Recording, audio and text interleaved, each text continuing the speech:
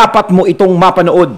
Heto na, Korte, sumilip, bumaliktad, penakita, nasa Senado, kinabahan lahat. Ayan, syempre itong balitang ating matutunghayan ngayon ay nagbula kay Banat Kapanig TV. At ito po ang inyong lingkod na si BT na magbibigay ng reaksyon at komento dito sa video na ating matutunghayan ngayon. At huwag na natin pagtagalin at sabay-sabay na nating panoorin ang laman ng video na hatid sa atin ni Banat Kapanig TV at bibigyan natin ng reaksyon ang balitang ito. Pasok! Ang reaksyon, ang pahayag ng dalawang senador. Ayon, syempre bago natin simulan ito, nais ko nga pala magbigay ng credits dito sa video na ating matutunghayan ngayon at bibigyan ng reaksyon. Walang iba kundi si General Macanas. Ayan ha, suportahan natin the General's viewpoint. Pagpatuloy natin. Kanilang pagtutol, pagkadisgusto o pagkayamot itong impeachment na sinimulan sa Kamara. Senator Mig Zubiri at Senator Jingo Estrada, lantaran nilang although pinagsabihan sila Senate President Escudero to refrain, mga senador, refrain from giving comments tungkol sa impeachment, kaya lang hindi nakapagtis ang dalawa. Ibig sabihin umaalab yung damdamin, naiinis, kaya nagsalita in disobedience sa kagustuhan ng Senate President na wag silang mag-comment dahil silang Hindi, syempre, di ba? Kung alam mo naman kasi na tama naman yung pinaglalaban ng taong gusto nilang i-impeach, bakit hindi ka magsasalita? Kasi kung hindi ka magsasalita, kung nakikita mo namang tama at may katwiran yung tao na yun na gustong i-impeach ng mga baliwag, syempre, matinutong taong to, tapos gaganyanin. Di ba? Wala namang ginagawang masama. At isa pa, wala kayong matinding grounds. May grounds pa. Wala kayong matindi na ka-impeach na pwedeng i-ano kay VP Sara. Di ba? Halos, hindi nga siya naging salot dito sa bayan eh. Huh? Bakit? Kasi nakakapagtanong tayo eh. Bakit kaya yung mga taong may malasakit sa bayan, sila pa yung gustong matanggal sa gobyerno? Pero bakit yung mga taong buhaya o crocodile dandy, no, mga apo ni crocodile dandy, is hindi matanggal-tanggal sa gobyerno kahit lantaran na ang ginagawang pagkain?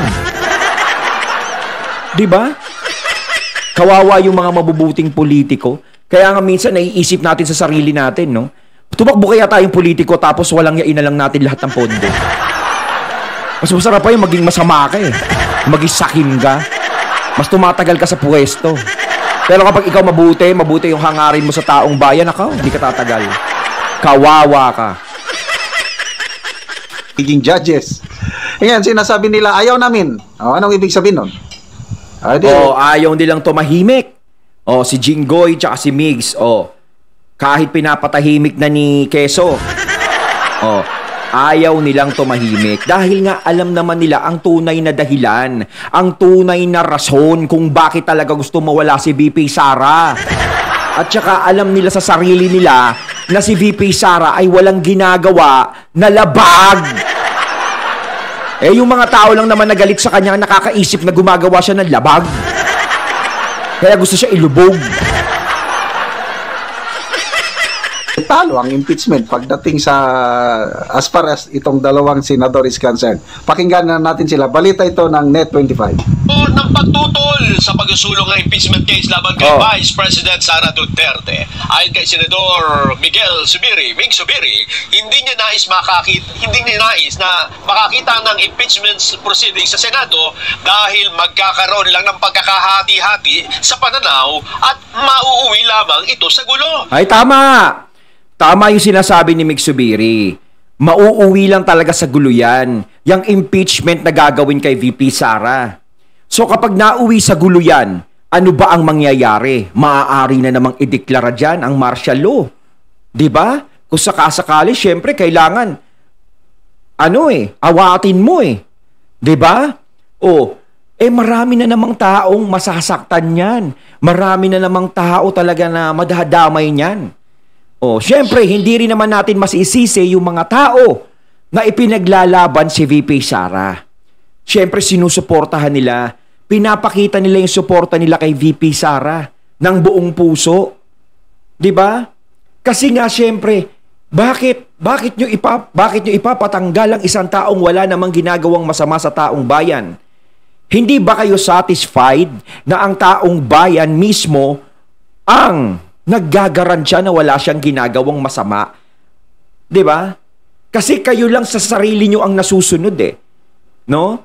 Kasi kailangan maging mabuti ang pakikisama sa inyo at sa taong bayan, hindi. Wala na bang karapatan ng taong bayan na magsalita? Wala na bang karapatan ng taong bayan na ipaglaban kung sino ang gusto nilang ipaglaban at pakinggan ang kanilang hinaing? 'Di ba? At kayo lang ang dapat masunod. Tatanggalin nyo kung sino ang gusto nyong tanggalin na hindi nyo nagiging kapanalig, na kumukontra sa inyo, kahit na ang taong bayan ay wala siyang problema doon. Sa inyo, meron siyang problema. Sa taong bayan, wala nakikitang problema. Kayo ang magdidesisyon. Kahit ba gaano karami ang nakukuhang boto ng politiko na yun, ng matinong politiko na yun, kung kayo ang magdidesisyon na tanggalin siya, tatanggalin nyo lang siya ng ganun-ganun lang. Aba? Ano pa silbi ng botohan sa atin? Kung tinatanggalan nyo lang din naman ang kapangyarihan ng mga tao. At pagtatanggal si VP Sara sa pagiging Vice President, sino ang iluluklok nyo? Hindi people's choice. Choice nyo lang. Kaya nagagalit yung taong bayan sa inyo, hindi natin sila masisisi kung ba't nagkakaganon. Bilang dating Senate President, alam niya ang magiging implikasyon nito. Hindi rin ho niya nais na mangyari sa bansa ang pagdedeklara ng martial law gaya ng nangyari sa South Korea. Yun ang sinasabi ko. Kaya natin, Juan Miguel Subiri. Ako, like many of my colleagues, we will not want to see an impeachment proceedings. Sabi niya, like many of my colleagues. Sino yung mga kasamahan niya sa Senado na ayaw? So hindi lang si Mig Subiri ang nagsasalita na ayaw nila. So hindi pumapabor ang ibang senador na i-impeach si VP Sara. Kaya naman gustong-gusto talaga silang mawala eh. 'Di ba? Kaya gusto isulong yung cha-cha-cha. 'Di ba? Kasi kapag syempre sa Congress sila buo na loob nila, impeach natin 'yan. Ang problema dadaan sa Senado 'yan. 'Di ba? Kung ayaw ng Senado, di kontra pa din. Kaya nga hanggat maaari sa 2025, ang pag-asa nila yung manalo yung senatorial nila sa eleksyon. Kapag nanalo yung senatorial nilang straight, sigurado baka ma-impeach si VP Sara. Pero kapag hindi nanalo yung mga yun at nakapasok ang mga Duterte na slate, ay sigurado yan. Hindi mawawala si VP Sara dyan. Laban kung laban yan. Hindi niya pinanggit. Kung may traitor. Babanggitin ko mamaya yung mga ayaw. Ang mga narinig ko na dyan, na-interview na sa media si Senator Binay. Senator Amy Marcos. Kita nyo naman. Kahit papaano si Madam Amy, si Senator Amy, kahit nasabihin natin na kapatid niya, nai-involve siya sa ganon, is hindi siya pumapabor. Pero hindi pa rin mawawala sa kaisipan ng tao na, nagpapalakas lang yan. Hindi talaga mawawala yan. Kumbaga, ayos na rin na ginagawa ni Senator Amy kung ano yung tama. 'Di ba? Kung nagpapanggap man siya o hindi, importante yun. Si VP Sara naman talaga ay hindi naman ka-impeach. Halos wala naman talagang reklamo na ka-impeach si VP Sara. Nagpahayag na ng kanilang saloobin. So, pangatlo na ito si Senator Mig Subiri na ayaw. Si Senator Jingo Estrada, sabi niya ayaw. Ayaw din. So, ano bang kahinat na ng impeachment na isasampa ng mga kongresista? Kung yung apat na yan is labag sa kanila. 'Di ba? Kung labag sa kanila, meron pang iba niyan, sigurado. Ilabas natin si Quezon dyan. Siyempre, nalalapit yan sa pagiging vice kung tutuusin eh. Di ba? Nalalapit sa pagiging vice yan. Kung di man siya si hey ho! The Senate, because obviously it's going to be very divisive. I know I'm supposed to not talk about the impeachment, but in my heart, is this what we want so close to the elections? Although if there's an impeachment that is delivered to us in the Senate, we have to do our constitutional mandate to convene an impeachment court. I used to be Senate President, so we know the implication of that. We know our duty. But of course, personally, if you ask me in my personal opinion, sana walang gulo. Kasi ayaw po natin ng gulo at this point in time. Gusto po na namin ceasefire muna at this point in time. Tingnan yung nangyari sa South Korea. Diba? Wala naman kasing gulo yan kung tama yung ginagawa nila. No? Walang gulo yan kung talagang ka-impeach si VP Sara at mismong yung mga taong bayan ang naagrabyado niya. Sino ba ang naagrabyado ni VP Sara sa kanila? 'Di ba? Yung mga Crocs. Sila yung naagrabyado. Kaya nagagalit sila, gusto nila i-impeach si VP Sara. Pero sa taong bayan, walang nagawang hindi maganda si VP Sara. Ano ba tawag doon? Walang nagawang maganda o walang nagawang hindi maganda? Yun na yun.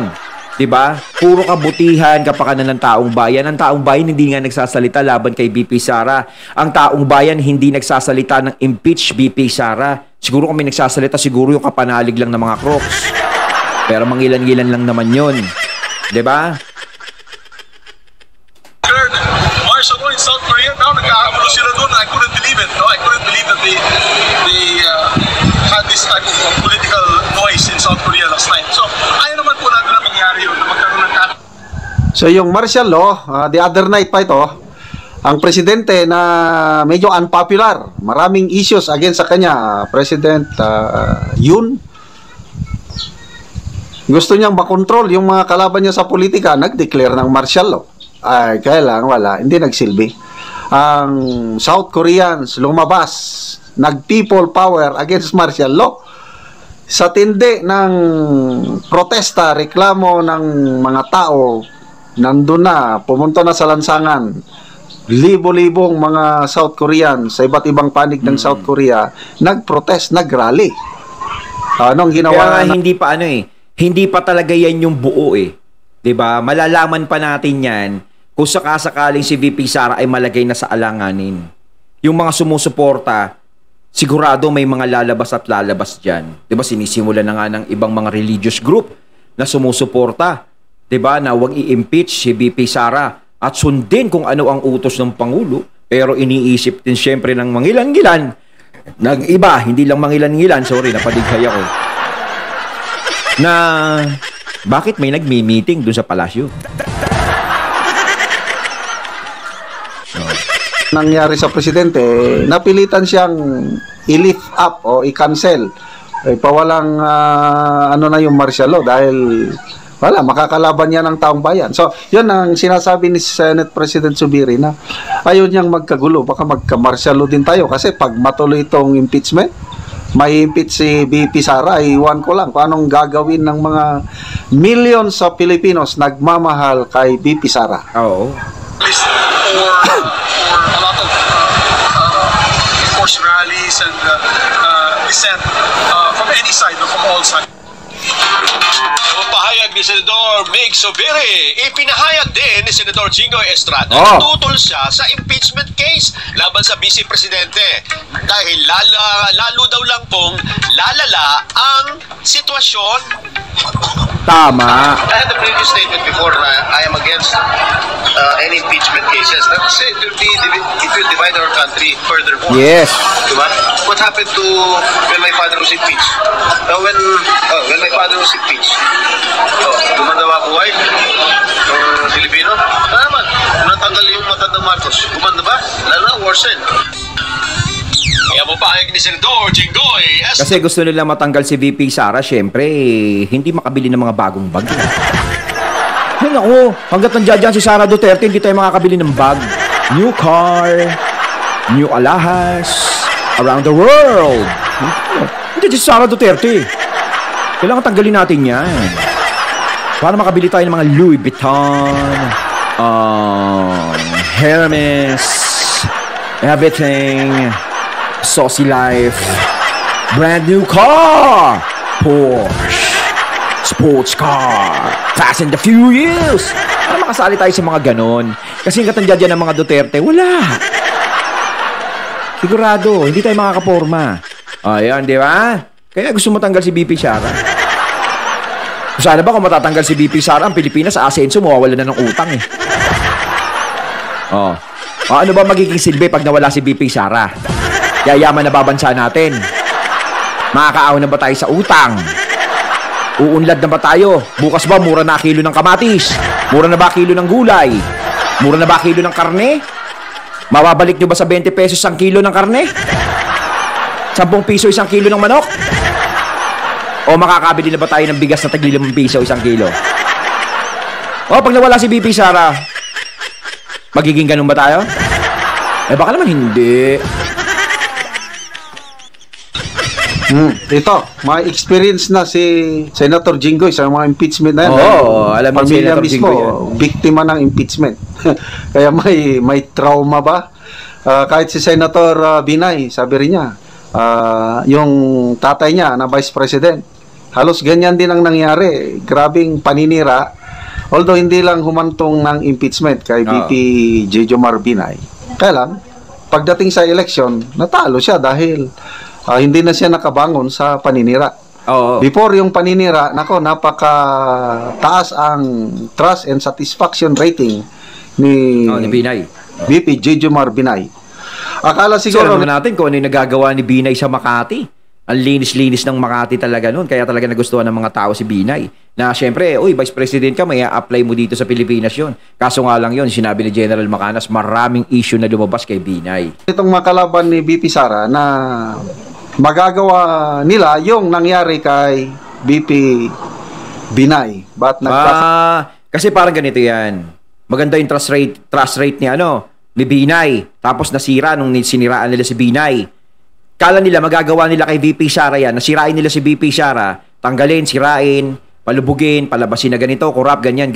Ang problema, hindi ganun ang nangyayari. Lalong minamahal ng tao si VP Sara. Lalong niyayakap ng tao. Lalong pinaglalaban. Ay, nako. Kamali sila. Ayan, mali.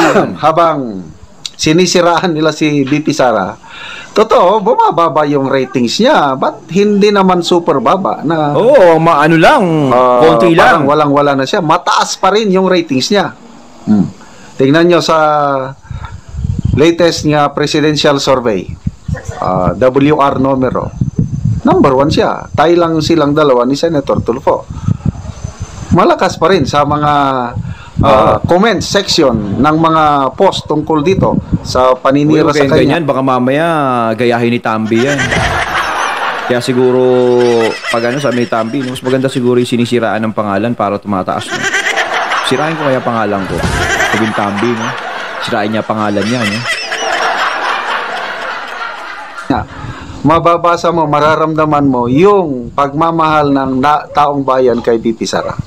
At ang pinakamalaking prueba na maraming nagmamahal kay VP Sara, ito ng malawakang rally na ilulunsad ng Iglesia ni Cristo. Ayun!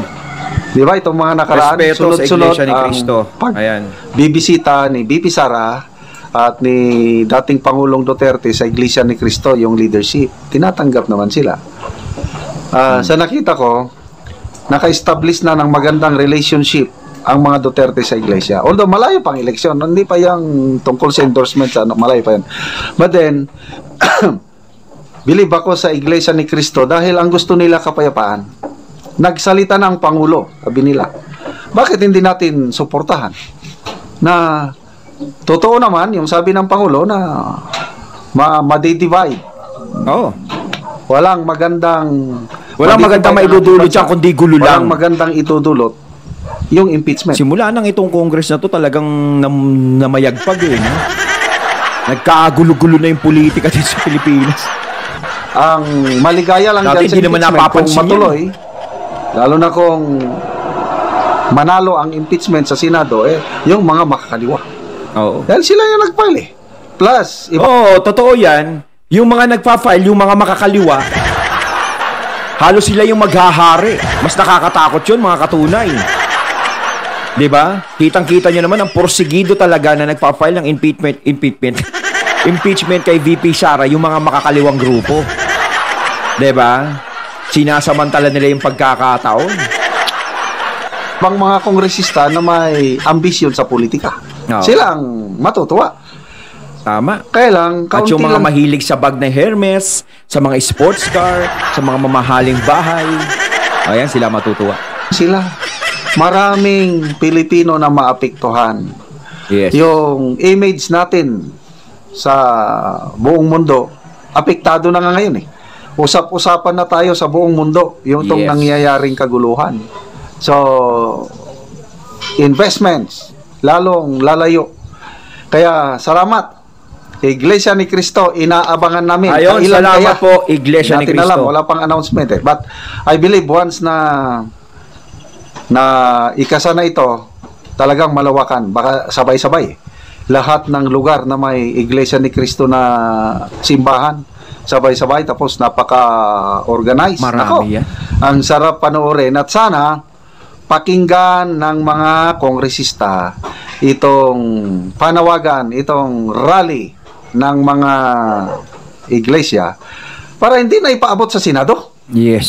Kasi dyan pa lang sa Kamara, pwede na nilang itigil kung gusto nila. Ayun, at ating natunghayan ng video na nagmula kay Banat Kapanig TV at syempre natunghayan natin ang video na yun na binigyan natin ng reaksyon. Walang iba kundi si General Macanas, the General's Viewpoint. Kayo mga katunay, anong masasabi niyo tungkol dito? Comment lang po kayo sa comment box. So once again, I'm BT and I'm out. Peace.